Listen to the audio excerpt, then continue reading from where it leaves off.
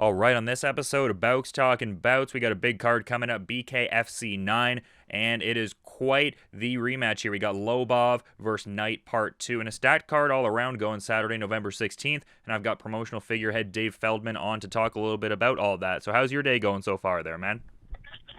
Everything's great, man. We're just, every day's an adventure building this company, so it's another great day for us. Yeah, and it's one of these things, man, where, like, it didn't even seem like this fight happened earlier in the calendar year just because there's been such, like, a mythos built around how epic of a fight this was. When did the dialogue get going to, book the rematch within the same calendar year? Because I think it's a great idea. It really got talking immediately afterwards, but there were other things that we needed to do, and I think that we accomplished that by doing the Paulie Malignaggi fight. Brought a lot of the boxing fans in, just got everybody really excited about what we were doing. And then Artem was able to put on a tremendous fight there and win a controversial split decision over Paulie Malignaggi. And, Jason wanted this fight back. Artem wanted this fight back. So we said, look, let's do it. I mean, you almost can't go wrong with it. I just don't see either one of these guys' styles being able to be in a bad fight. So even if it didn't go exactly the way it went the first time, I just can't see it being a bad fight. I think it has excitement written all over it. Yeah, and I saw Artem Lobov talking about that, and I dug the logic behind it. He's like, oh, we're going to do the rematch anyway. Why do it years down the line when we're broken down? Let's just run it back again. And I think this is going to be a really exciting fight for the fans for sure. No, absolutely. And especially, this is bare-knuckle. When I say that, people really have to understand, this is bare-knuckle. Anything can happen in any fight. One punch changes it in all combat sports, but especially in bare knuckle because not everybody really knows what to expect. So with that being said, they may take another fight and it might end, they might get knocked out and they might get an injury. Anything may happen, and that's going to prohibit this classic rematch from happening. So look, it's here. It was ready to happen. Why not let it happen? Why not give the fans more of the same of what they had before, and then build everything we're doing into the future. So that's what we decided to do, and we think that we made a great decision here, and I think a lot of eyes are going to be on this fight November 16th.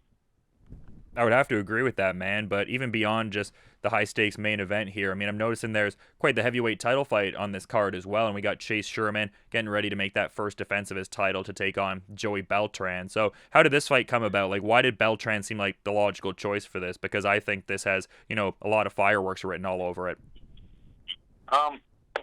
Joey lost one fight to Arnold Adams. He lost on cuts, and Arnold Adams ended up winning the world championship, and then he got beat by Chase Sherman. And what I thought, I really don't think that Arnold Adams really trained as hard as he should have for that fight. With that being said, take nothing away from Chase. He's an animal, and I think he has everything it takes. I think he has the style and the character to be a champion with our organization for a long time. But Joey Beltran doesn't know how to take a backward step. So with that being said, you got two guys that just move forward collision course. So why not give this guy a chance who won again? He had a very good win against Tony Lopez in one of our best fights we've ever had. So give him a chance to see what he can do against Chase Sherman, and that's just what we're doing here. There was other guys that could have brought in from outside organizations, a Russian guy that I'm speaking with to come over, but with that being said, I don't think it's fair just to bring somebody else in and fight for the championship. It has to be somebody that climbed up the ladder a little bit, and I think Joey did, and I think he deserves this. And he's training with some of the best boxers in the world right now, so I really think this fight's going to be fantastic. Yeah, and how cool is it to have a championship fight on this card that has over, a century of history behind it with the lineage, but also, Mississippi having the rich heritage. It kind of seems like a perfect storm on a number of levels. No, absolutely it does. You have such rich heritage of bare-knuckle fighting, bare-knuckle boxing that happened in Mississippi, literally only 3 miles from where we're doing this fight at the Coliseum. That being said, having a guy like Chase Sherman, who is now a firefighter, he's a former UFC fighter, and he's coming to fight, and he's a Mississippi native, to be able to hold that championship and now defend it in his hometown, I think is really, really special.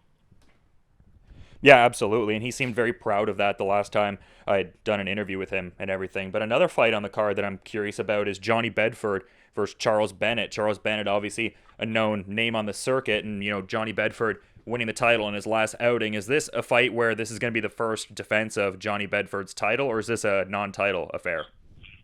No, this is a non-title fight, and I'll be honest with you. I had my doubts about putting Charles Bennett back in here, but after talking to him for a long time and understanding that he actually came into that fight with a hand injury, a really actually bad staph infection in his hand. So when he explained that to me and explained that he's training a lot harder now, I'm giving him the shot. I don't have anybody right now at now I do at 135 that I think is going to pose some pretty good challenges to Johnny Bedford, but it didn't make sense for this fight, and I told Johnny that I would keep him busy before the end of the year. So why not? I mean, have him fight Charles Bennett, who always comes to fight, win, lose, or draw, and I think it's going to be a good test for Johnny, and just to see if he's sustainable for this 135-pound championship. Yeah, it lends itself well to it just being an action fight. Like, I can't imagine it's, not entertaining. Like, I can see it really, getting the crowd fired up for sure. Yeah, with our organization, not everything really needs to make sense to everybody as far as should this guy be fighting this guy, should this guy be fighting this guy at this particular time. What we're really trying to do in each and every fight is just put on great fights. And if it politically doesn't make sense yet, it's all going to. We're so new where we don't have, 20 challengers in each division yet to challenge these guys. So we might have to go outside the box a little bit. But again, what we're trying to do is give the fans the best fights we can possibly give them. And I think that's an action fight. I think Joey Beltran, Chase Sherman's an action fight. And of course, we know that Jason Knight and Artem Lobov is an action fight. And that's what we like to do. And that's what we put a stamp on this company as and this sport as. Non-stop action fights all night long. Yeah, absolutely. And I mean, speaking about action fights, I mean, Gabriel Gonzaga and Bigfoot Silva definitely brought it. I'm kind of wondering, is Gabriel Gonzaga kind of looking like that next guy to have a crack at the heavyweight title, like the winner of Sherman versus Beltran here, or are you not really thinking about that and it's just one fight at a time? No, he could be. We actually, absolutely thought of having someone in the organization that was going to grab a little bit more media attention, and I think he's a great name. Gabriel Gonzaga, if you know him, he just doesn't talk too much. So for him to send me the message he sent me last week was really, really special, thanking me and telling me how much he wants to help this sport grow and be a part of this organization was awesome. So, yeah, I mean, something like that could absolutely make sense, later on in actually early in 2020. That could absolutely make sense. We have a big plan for next year. I know you didn't ask me that yet, but we're planning 11 fights starting in February, a monthly series. We're looking to really do some big things in 2020, and we're really excited about the company. We're really excited about all the fighters that are coming our way. And I don't think many people, many companies, many sports could have made this kind of impact in only 18 months. Yeah, absolutely, for sure. And I'm kind of thinking because there's names like, Hector Lombard and Vanderlei Silva on the roster kind of getting ready for different debuts and everything like that. I imagine those are fights that will be announced for those first quarter events that you're talking about. Yeah, no, absolutely they will. Hector will definitely be fighting on our first card in February. We're working on something really special right now to do around the Super Bowl, so I think it could be fantastic. And we're going to know all that. We're going to announce all that probably in about 3 weeks' time, right after this next event coming up November 16th. We don't want anything to take away from the magnitude of this really epic event that we have coming up on November 16th. So we're going to hold all announcements till then. Oh, for sure, man. You got to pace it out a little bit. But another fight on the card I'm checking out is Helen Peralta getting back at it, getting that Police Gazette American Women's Featherweight Championship. Is this going to be a title defense in this fight here, or another situation where it's like action fight on paper, have two high-level bare-knuckle fighters get at it? This one's outside of her weight division, so they're actually fighting at a catchweight of 120. Oh, cool. It's a fight that she wanted, and I told her that I was going to get her a fight had she healed up. And again, I try to keep these guys as busy as I possibly can. And I know that they're trying to feed their families from this, and she was one of them who said, I don't care what weight it is, whatever, I need to make money. So she stepped up, and it's outside the tournament. It's not the Police Gazette. She's not defending that, but she'll jump back in early next year and be in the hopefully in the finals of that featherweight tournament that we started back with Helen and Christine Fiera, and we had two girls that were slated to fight on the last card, but one of them got injured, Martina Kroll, so they're going to be back early next year in the other semifinal match, and then we'll have the final sometime in March or April, and we'll have our first real women's bare-knuckle champion that's our company champion. And another fight I saw listed that I'm curious about is Phil Baroni versus Bobby Gunn, which I kind of thought was intriguing. How did that come about, like the dialogue around this particular fight? Because Phil Baroni, he always comes to fight. He got knocked out by Chris Leben in a different bare-knuckle organization. But again, talking to him, because he's been contacting me left and right, and I said, nah, he's not the right fit for me. But talking to me, let me know that he's living 100% clean. He's actually training in Thailand every day. I said, look, let's make this thing happen. But unfortunately, he took a Muay Thai fight about 2 weeks ago and got a nasty cut over his eye, so that fight's scratched for this event. Okay, so something like for the future more so, maybe one of those like first quarter 2020 events like we're talking? Yeah, I think people want to see, is Bobby Gunn's mystique really what it is or it's not? And I think, with that being said, I think a guy that comes to fight all the time like Phil Baroni can absolutely test him. They're both, around the 40-year-old mark, so I think it's a really good even matchup for these guys, and we'll see what happens. But that's definitely going to happen next year. Just unfortunate that a nasty cut he suffered, or else, we would have tried to squeeze it in, but it's nothing. Especially in bare knuckle, you can't come into this fight with any, even a scratch on your face, or you're going to get busted wide open. Yeah, for sure. And we're talking about some names like Helen Peralta and whatnot. A name I was curious about was Beck Rawlings, because she recently made her return to MMA, but still seems to be regarded as the queen of bare knuckle by a lot of people, and there seems to be intrigue with getting her into that world. So is she going to be kind of concurrently doing BKB as well as MMA, or like what's the future for Rowdy Beck?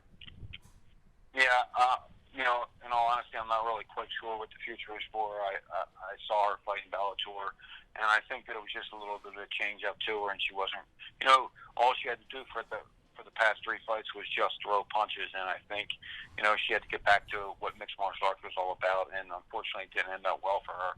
But with that being said, I think she's under an exclusive contract with Bellator right now for another 2 fights or 16 months or whatever that may be. So we'll see what happens as the time shakes up. I mean, Beck's always been very classy and very professional to us, and we've always been the same way back to her. We always reciprocated it. We paid her well. We treated her well.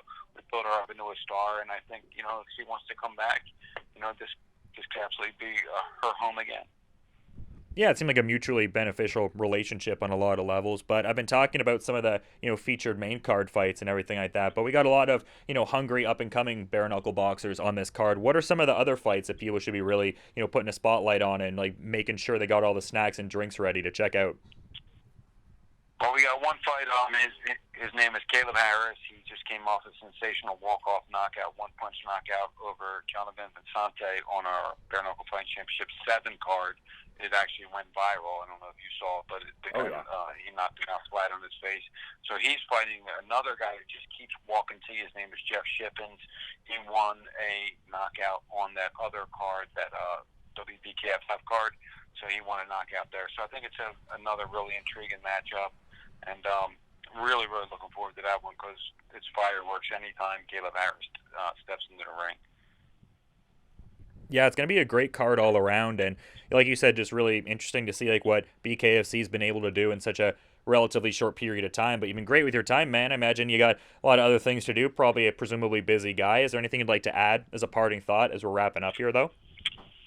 Yeah, I really just thank you to all the media and all the fans that helped us get to this point in such a short amount of time, and we plan on bringing more of the same into 2020 and a lot bigger and better things and a lot more action. And really, we've just begun. So there's so much more to see out of BKFC in 2020. But thank you so much for the coverage. Thank you for being a fan and for spreading the news about BKFC. It's awesome.